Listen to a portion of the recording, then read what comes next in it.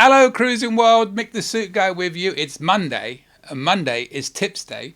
And as I promised on last week's, I'm going to invite Portman in for the last one. Yes, I record these in batches. You all know this. And she was outside meowing very loudly to come in because she just wants to be on the screen. She wants to wind me up by pretending to break everything all over the place. Where is the thing you like to break the most? Is it on the floor again? I don't know what you do with these things. You want to play with a pen? You want to play with that? What do we got? You want to dabble with? Look, no, not dabble with this. That's a. This is a Havana Experience wristband. I've got. If you're wondering, I got a lot of them. You never know when you might need them. All right, we're gonna do week 3 of Sean. Week 3. What are you doing? Week 3 of Sean. All right, can I get to the paper? You're blocking the paper. Here we go. I can't find the thing that you bat around. You probably batted it all over the place. You've got a ship. You want to play with that? Play with an inflatable ship? No? All right. They fell from up top. I don't know what's going on. I'm going to fix that. Oh, no. I haven't even got to number 1 yet. Come on. What are we doing here? Well, oh, you want to play with this? I know. Look, here. No, stop that. Play with that. Play with this. You want to play with this? You believe she's 17 years old, this one? Come on.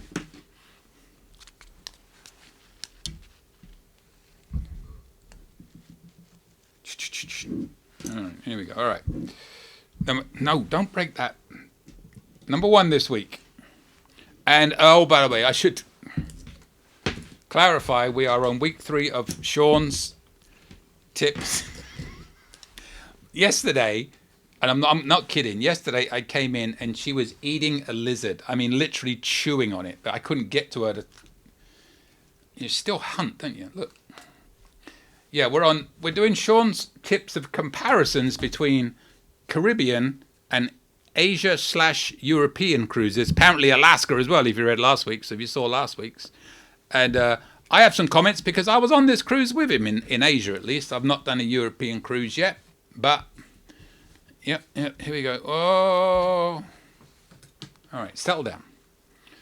We got 4 left. That's all we need to do. Just 4. All right, here we go. Pay attention. Number 1 this week. Generally, excursions are different. The Caribbean is beaches, bars, and small cities, while Asia and Europe is more historical and cultural. And this is very, very true. Apart from, I would say, Phuket. Caught myself. Apart from Phuket. That was more beaches, but other than that, you are very correct. We had a wonderful time in Phuket. We went to Phi Island. A video coming out on that in a few weeks. That'd be rather interesting to watch, I can tell you. Have you been to Phuket? It's called Phuket, not it's Phu. Yes, it's very true. And but you know basically what that means? There's more history there. We have no history over here. Have they? No, Portman. No history. Not like we have in Europe and Britain, because, again, Britain is not really Europe. We're like the 6th continent in the world. Just remember, the British Empire, how big it used to be. We deserve it. Oh, God. But yes, it's very true. Europe is much more historical and cultural. There's not so many kind of lazy shore days, as you will, on those ones. But aren't you really going on those ones more for that? And you're probably going in the Caribbean more for the beaches, right? Because that's what it's known for. So I guess you're going where you're doing what it's known for. All right, what are you doing? All right, I didn't waffle too much on that, and I actually agreed with you. That's about the first one I pretty much agreed with you on.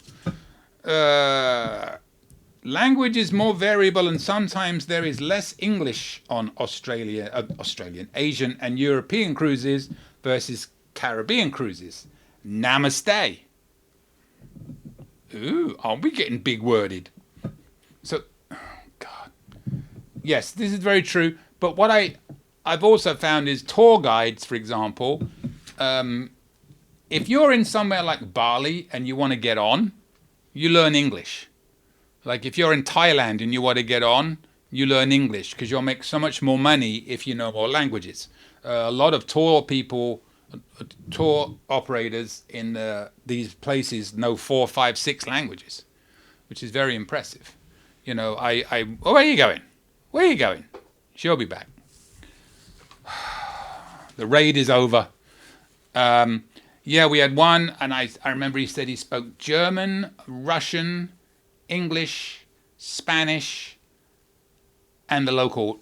And I can't remember where he was from, but there was one that did all those languages, and it helps immensely when you're doing tourism.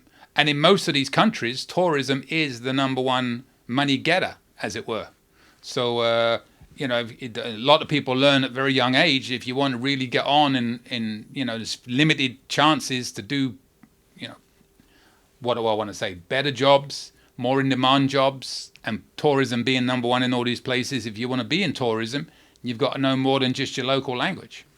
So yeah, you do find a lot of people know it, but also, and in Europe, I think going to school, like when I went to school, I left when I was 15. So, but I learned French and German. So, je parle très bien le français and ich spreche sehr gut der Deutsch. Don't ask me to say much more, but I kind of wish I'd learnt Spanish, but who knew I'd end up living here? Fateful day. That's another story for another day. Yes.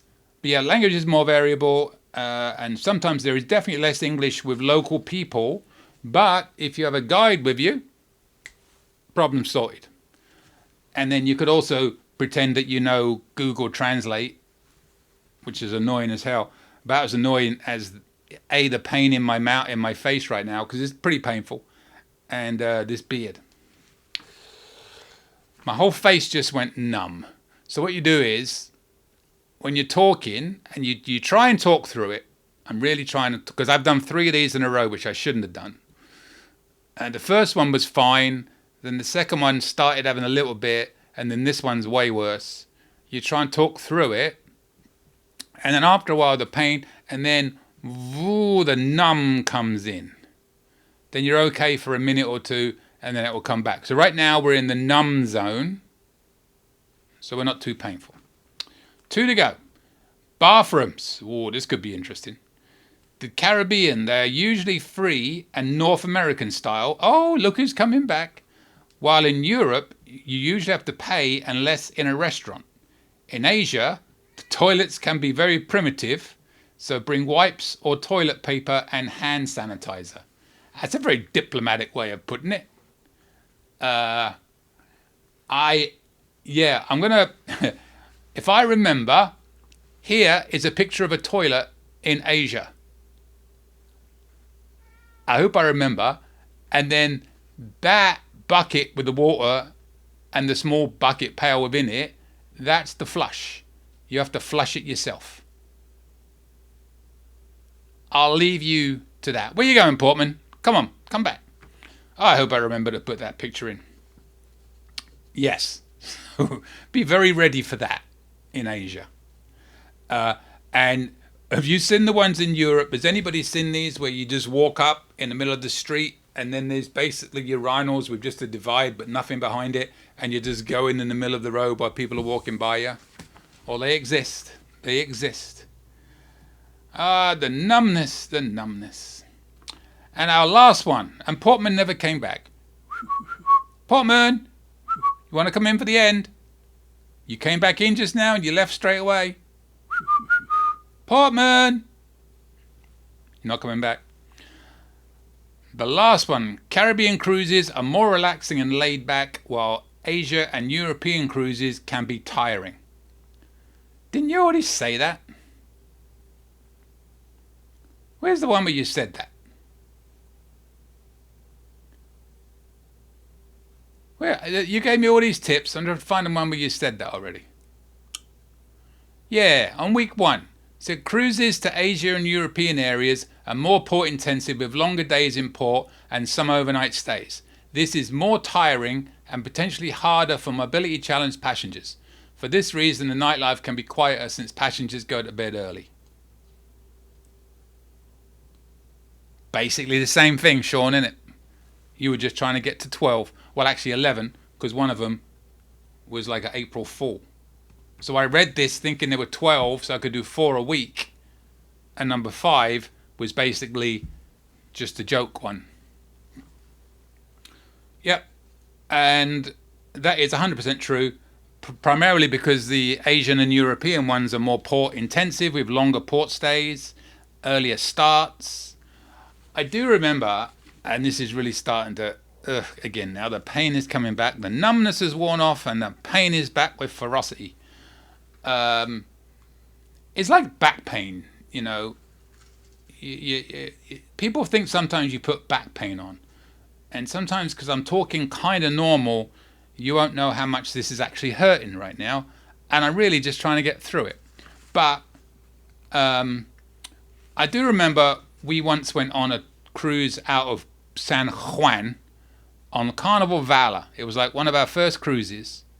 And we were all excited because it was port day, port day, port day, port day, port day, port day, port day, port day. Because when you start in San Juan, you're already all the way out there, so there's no time to get out there. And after that cruise, I swore blind I would never ever do that again. Because I like to party. I like to have a good time. And we were getting up at like 7 every morning to go do tours. Because my wife likes to do tours everywhere. No relaxing days on those. And yeah, no time to party at night. And if you do party at night, you feel for it the next morning. So yeah, 100%. Cruises, Caribbean cruises are more relaxing and laid back. I will give you one exception, because I like to do that, Sean. And I'm going to waffle a little bit here, because it's the last one. Trans-Pacifics and transatlantics, or repositioning cruises in general, tend to have a lot more sea days. So they're not as port intensive. So that is the one exception. I do know when we did the Panorama from Singapore back to Long Beach a couple of years ago, this was partly because we didn't stop in Guam, but we did 11 straight sea days at one point. That was relaxing. Too relaxing for a lot of people because they jumped ship and we got to Hawaii. We basically went from Philippines and straight to Hawaii. So you can do that on a map and see how long that was. We went from Manila to Honolulu, non-stop. We were supposed to stop at Guam and pick up supplies, but we didn't. So you can imagine, not only were people going stir crazy by the time we got there, we were running out of everything. I thought it was great. What am I? Who am I? And who is Sean? Sean is a mysterious Canadian character, but he does support Ipswich. And he tries to get me to gamble on his stupid game called 3-card poker, which is ridiculous. I'm never playing it again, Sean. Just let you know, I'm going back to blackjack. Much more my pace. I played on Celebrity for about 2.5 hours. And I was playing $25, sometimes $35 a hand, right? So you can imagine how many hands I played. If I played $25 on a slot machine, I get 1 point. Right? I think. No, I get 10 points. I get 10 points. In fact, $2 or $2, say it's $2.50 a point, right? So that one hand at $25 should have got me 10 points on a slot machine, right? I played for 2.5 hours, $25 to $35. I lost $400. I got 16 points.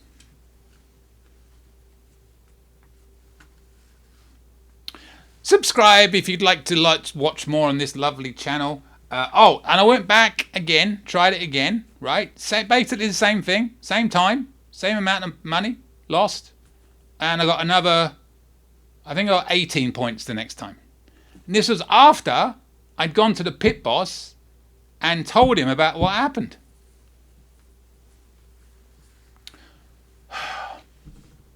hit the little bell if you want to get notifications when these videos come out. And my email's coming up if you have any questions. But please send me yours. I said this last week, I pick on Sean a little bit. But there's reasons. He understands. And I don't normally waffle quite as much as I did this week. Oh. Should not have smiled. Oh, that hurt. Alright, I'm going to go. Ow. I will see you later, Cruising World. Ooh, don't get this disease. Well, thanks for watching. I truly appreciate it. If you haven't yet subscribed, hit that subscribe button, hit the bell. You'll get notifications when future videos come out. And also, you'll see to the left and right of me, there are some more of my videos you can watch. Also, you can join my lovely little channel here. Hit that join button next to the subscribe button on my main page. We have 3 different levels you can join at. And if you join at the highest level, I will name a suit after you. And every time I wear that suit, I'll have your name in the pocket. I will sing your name to the rafters, maybe even at karaoke.